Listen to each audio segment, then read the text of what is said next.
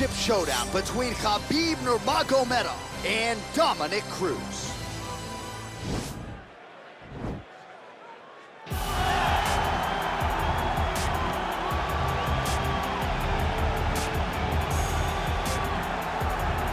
All right, here's the former UFC bantamweight champion, Dominick Cruz. I feel like it's kind of unfair that he's not here to defend himself against you as he's making this walk, but ubiquitously regarded, DC, as the best bantamweight of all time. I love that word, ubiquitously or whatever. I don't know how to say it. You nailed it. It's beautiful, but if you're going to talk about someone and use that word, it needs to be Dominick Cruz, because he really is one of the greatest fighters this division has ever seen, one of the smartest guys that have ever been around.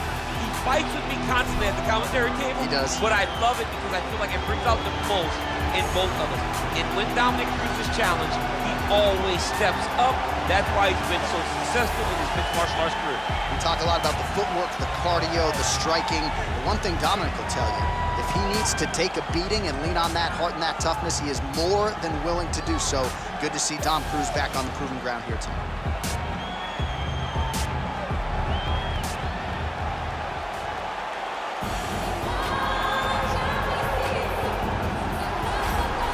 All right, so here he is making his way to the octagon for another heavyweight title defense. This has been the baddest man on the planet now for several years, and he has taken on all comers more often than not, leaving them twitching on the canvas, knockout power for days. The question is tonight, with a challenge like this, can he walk out the way he came in as the undisputed UFC heavyweight champion of the world?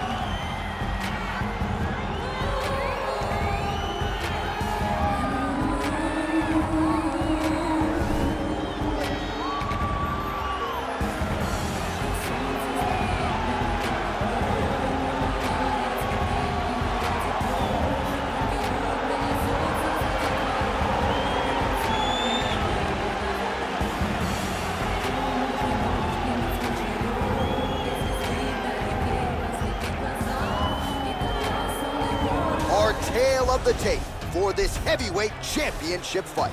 Cruz is 3 years his senior. Nurmagomedov will have a 2-inch reach advantage. Bruce Buffer. Ladies and gentlemen, this is the main event of the evening. And when the action begins, our referee in charge of the octagon, Yves Lavigne. And now, this is the moment you've all been waiting for. Live from the T-Mobile Arena in Las Vegas.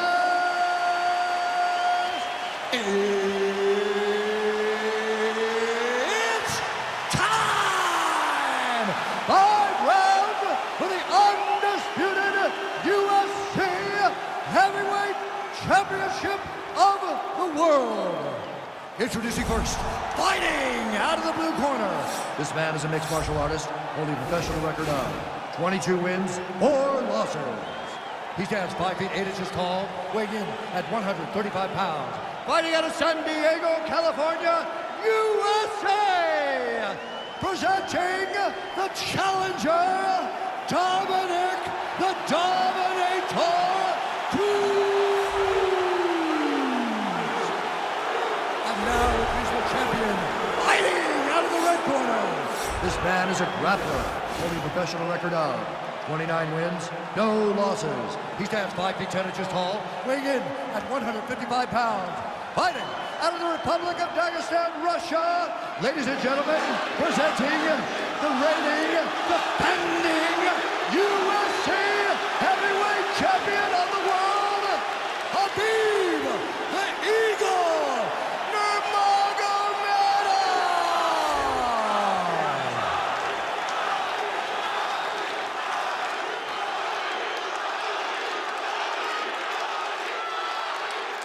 UFC belt on the line. Protect yourself at all time. Obey my command at all time. If you want to touch love, do it now. Go back to your corner. They touch him up, and we are underway. You ready?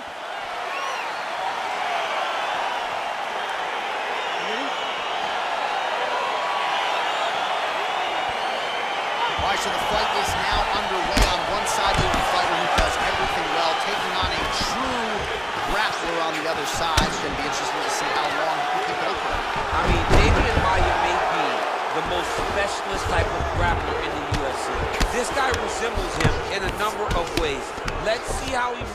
this fight against a guy that can do just about everything inside the octagon. Now he's able to isolate that left arm. Look for him to step over the top. Now he falls back into the finishing position.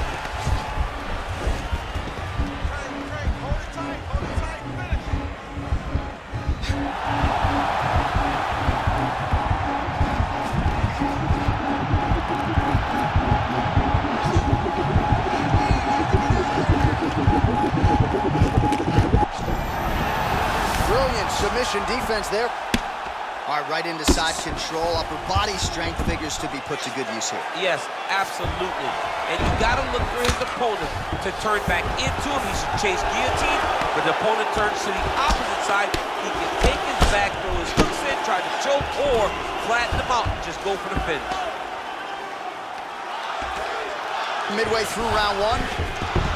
All right, he's in a half-guard position here, DC, and in a good spot to dole out a lot of damage, I would think. A lot of damage could be done from the half guard.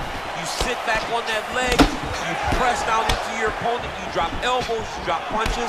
What is very key is you controlling the underhook on the far side. If you give up that underhook, your opponent can use the half guard to build up to an elbow, sweep, or just chase down a single leg. Oh, the takedown attempt starting to pile up. Here's another one. Unable to secure it. Big, powerful punch lands. Now he gets back in range. And he landed the right hand there.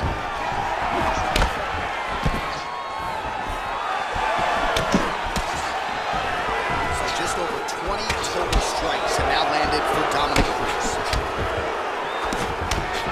Well, he keeps going back to the well with that left hand, just out of range. It's a huge shot there, DC. I'm not sure how he stayed up with that. I mean, when you get hit with a shot like that, to stay standing shows and talk to your toughness.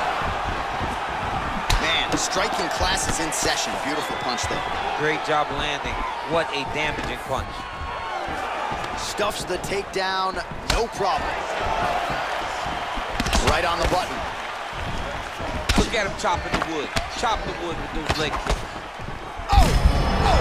This strike he's thrown tonight. The biggest shot that he's landed all night. A massive uppercut ring. 10 seconds. That one was thrown to end the fight. Round two winding down.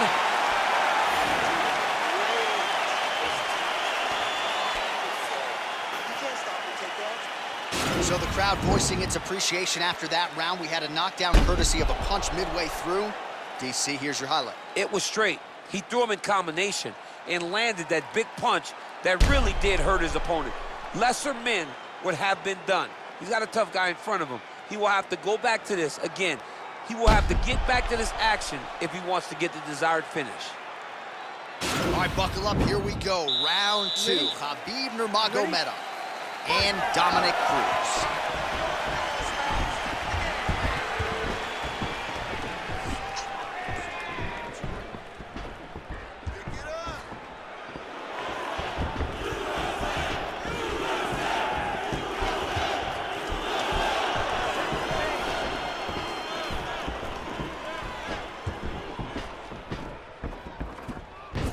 Circling to his right.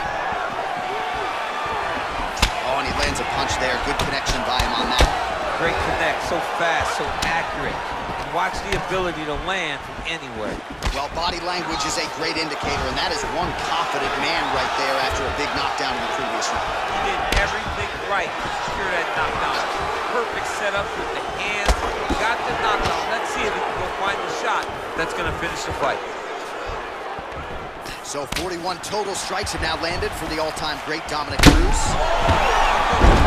Nurmagomedov gets the takedown. Useful. Oh, the ground and pound strikes continue to rain down. The opponent better move out of harm's way or the referee's going to stop this. He better start to move, and when his opponent starts to posture, he needs to put his feet on the hip, push him away to try to escape this very, very dangerous position. A lot of top pressure being applied here. All right, north-south position now, DC. We'll see how he chooses to advance from here. Well, there are a few things things more fun to watch in mixed martial arts than these type of transitions and scrambles on the ground. High-level grappling can really be entertaining. Man, as he landed a high volume of strikes here in round 2, definitely picking up the pace after round 1. So he got the message from the corner, and now he is taking control of this second round. Nice connection with a punch there. It's hard to recall a time in the past that his boxing looked this sharp. He's never looked this good. Stuffs the takedown, no problem. Well, Javier Mendez, Tony Johnson, all the guys at AKA. Oh, and there's that double leg takedown. All right, half guard for him here, and a lot of offensive options, I would think, at his disposal. Oh, he's got a ton of options. He has submission options, but I believe the safest option for him here is going to be to use his ground and pound.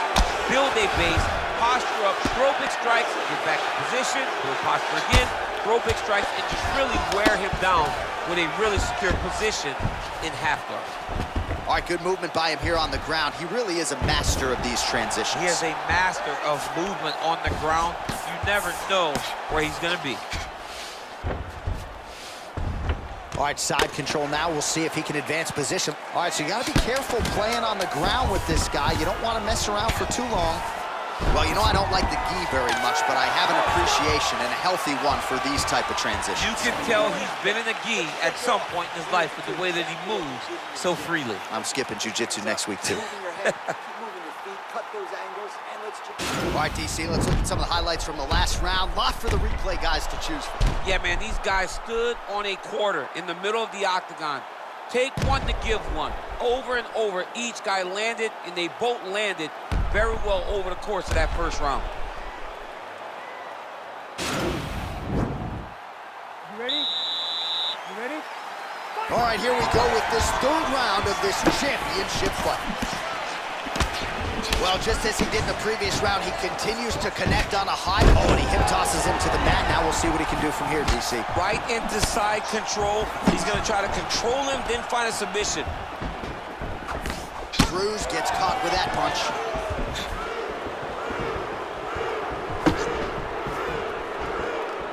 Oh, spinning backfist. He didn't telegraph that one at all. Single collar drive. All right, fighting out of the clinch here, and not for long. Nice trip to get the takedown. Yeah, sometimes, John, you have a guy that is just, he's always going to try to attack Kimura here. Oh. Now he falls back into the finishing position.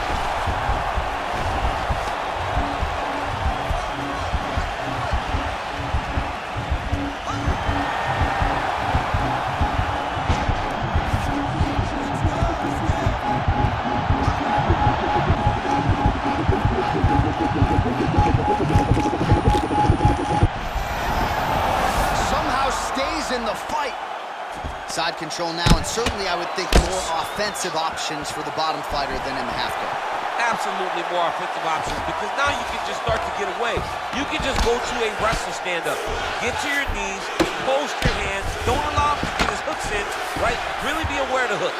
But get to your hands, stand up, fight the hands, break away and escape. But it's so much more free-flowing than the half guard in the side control, because all you need to do is just get the opponent's body up, because his legs are just free to move. His legs are not controlling anything. His legs are just free, so you have more freedom to use yours. Oh, right to the mount. Bottom fighter trying to control posture, unable to do so. And now he's in a lot of danger. He's got to grab that head, or he's going to get blasted. Working off of his back here. Looks like he may try to hip escape. A lot of top pressure being applied here as he works out of side control. Good movement by him here, transitioning very well on the ground tonight. Step for step, he's staying with his opponent in every transition. Looks like he's trying to isolate an arm here, DC. Yeah, he's isolating it to try to get a Kimura here. He falls back into the finishing position.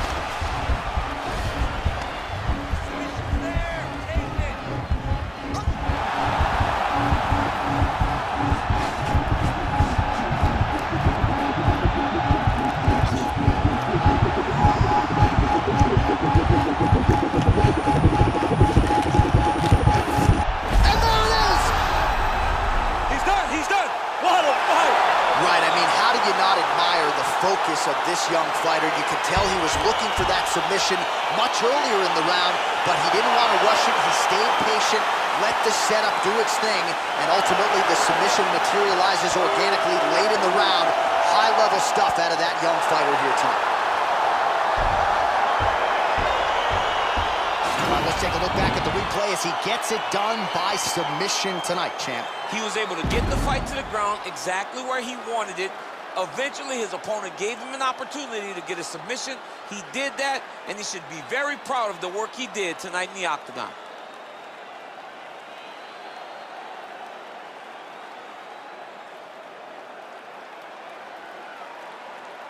So there he is, the baddest man on the planet, UFC heavyweight champion of the world, a title that every heavyweight wants.